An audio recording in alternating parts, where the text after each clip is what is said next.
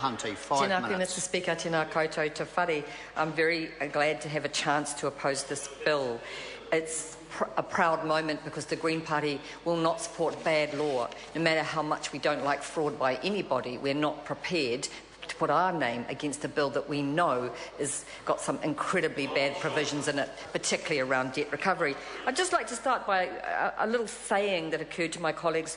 Not all taxpayers are hardworking, but all beneficiaries pay tax. So let's lay the demon to rest about the bludgers and recognise that actually people in all levels of life can commit fraud, and other people at all levels of life can do good things. So the majority of people are morally interested in being part of a society, and the hardest thing about being a beneficiary is the moral exclusion and judgment, which I've heard much of in the House already today, against people on benefits, and the assumption that they are probably fraudsters and that they are probably ripping us off. The powers under the Social Security Act were already extensive, and there's always been a benefit fraud unit. I've had the dubious pleasure of being exposed to their practices, not all of them accurate.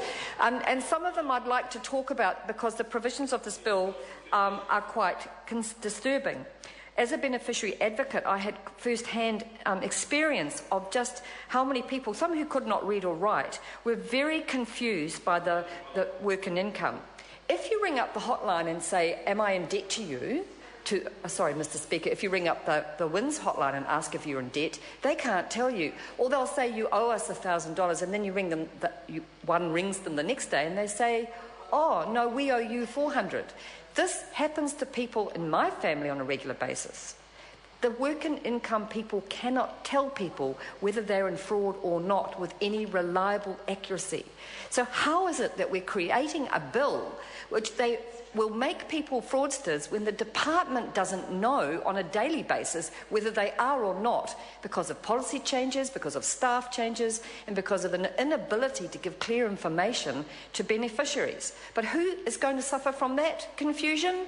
Beneficiaries are. So one day they're a fraudster, the next day the department's in debt to them, and they are trying to figure out what to do. It's very interesting, and then some cases get chosen to be carried through as fraud.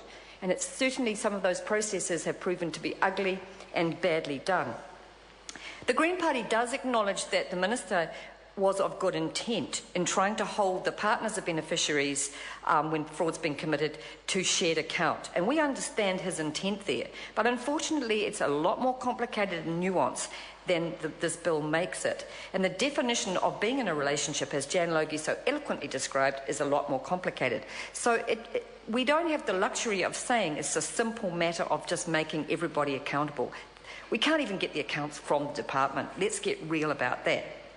The clause that we're really appalled by is allowing this bill to impose a new obligation on Ministry to take all reasonable practical steps to recover debt. And I thought that there was just fraud debt, but Jan has explained from the Select Committee's perspective it's not. It's all debt. If you talk to most people on benefits, at some time they have at some level been in debt to the department because they've run out of food or money. And that is not happening because they're bad, lazy bludgers on the state, but because they can't live on the amounts of money. Christchurch would be a classic case where rents have gone up or doubled. People can't pay for food and power as well as rent. They have to make choices. So they go along to work and income and say, can I have an advance for food? They're only allowed a certain number. And then they're in debt to the department. Now, what does this mean? What will happen? All reasonably practical steps to allow debt. My other favourite, because I haven't got much time to speak on this, I wish I had a long time, because it's important, is that no one else has mentioned this, is that this bill will introduce a new system for working with people who've been dishonest with MSD in the past. Now, I'm really keen on a new system that will do something more important, which is what about people to whom work and income have been dishonest in the past? Because as somebody on the East Coast who had to force the department to tell people their full entitlement, and that took 5 years to actually change the statistics on that, I know that the department is not always honest at all with people and doesn't give them full recognition of their entitlement. So I think there's a real need for this bill to be holistic instead of be targeting people who are the most vulnerable.